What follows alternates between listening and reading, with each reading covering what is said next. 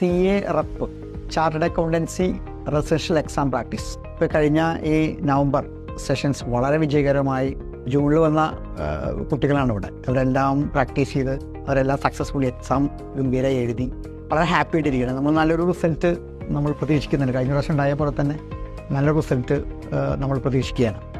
അടുത്ത ഷെഡ്യൂൾ മെയിലാണ് നമ്മൾ എക്സ്പെക്ട് ചെയ്യുന്ന എക്സാം. മെയിൻ എക്സാം മെയിൽ വരും എന്നാണ് എക്സ്പെക്ട് ചെയ്യുന്നത്. അതിൽ December 17 മുതൽ അവർക്കുള്ള സെഷൻസ് സ്റ്റാർട്ട് ചെയ്യും. ഇപ്പോൾ എൻട്രൻസ് ടെസ്റ്റിലൂടെയാണ് ഇപ്പോൾ നമ്മൾ ടെസ്റ്റ് നടന്നുകൊണ്ടിരിക്കുക. എൻട്രൻസ് ടെസ്റ്റ് നടന്നുകൊണ്ടിരിക്കുകയാണ്. കേരളത്തിൻ്റെ തിരുവനന്തപുരം മുതൽ കാസർഗോഡ് വരെയുള്ള ഏരിയയിൽ നിന്ന് ഒരുപാട് കുട്ടികൾ നന്നായിട്ട് ടെസ്റ്റ് ചെയ്തുകൊണ്ടിരിക്കുന്നുണ്ട്. നല്ല ഡിമാൻഡ് ഉണ്ട്. ആ ഷോർട്ട് ഗ്രൂപ്പിനെ സെലക്ട് ചെയ്യണമെങ്കിൽ തീർച്ചയായിട്ടും ഒരു കഷ്ടപ്പാട് തന്നെയാണ്. അപ്പോൾ അതിനെല്ലാവരും എഴുതിക്കൊണ്ടിരിക്കുന്നുണ്ട്. അതിൻ്റെ സെലക്ഷൻ നടന്നുകൊണ്ടിരിക്കുക. CA റെപ്പിലെ ഡേ ഷെഡ്യൂൾ എന്ന് പറഞ്ഞാൽ കാലത്ത് 5 മണിക്ക് തുടങ്ങി രാത്രി 11 മണി വരെ ഷെഡ്യൂളാണ്. അതിൽ പ്രധാനമായിട്ടും ചെയ്തുകൊണ്ടിരിക്കുന്നത് നിരന്തരം എക്സാമുകൾ പ്രാക്ടീസ് ചെയ്യുക, അതിൽ ഗൈഡൻസ് കൊടുക്കുക, കോച്ചിങ് ആവശ്യത്തിന് കോച്ചിങ് കൊടുക്കുക തന്നെയാണ് നിരന്തരം ചെയ്തുകൊണ്ടിരിക്കുന്നത്.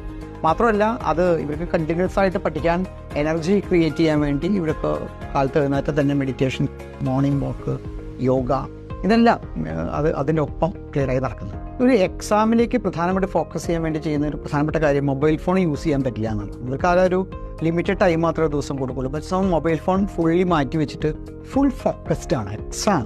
അത് മാത്രമാണ് ഇവരുടെ ലക്ഷ്യം. അത് ജയിക്കുക. എക്സാം പ്രാക്ടീസുകളുടെ ഗുണം എന്താ വെച്ചാൽ എക്സാം എഴുതി ഇവർക്കൊരു ശീലമാവും എന്നുള്ളതാണ്. അപ്പോൾ അവർക്ക് മെയിൻ എക്സാമിന് പോകുമ്പോൾ അവർ ഫിയർ പോയി അവർ ഈസി ആയിട്ട് അവർ എക്സാം എഴുതാൻ പറ്റും. അപ്പോൾ തന്നെ പാസ്സാവാനുള്ള പോസിബിലിറ്റി കൂടിയല്ലോ. അതുതന്നെയാണ് CA റെപ്പിൻ്റെ വിജയരഹസ്യം.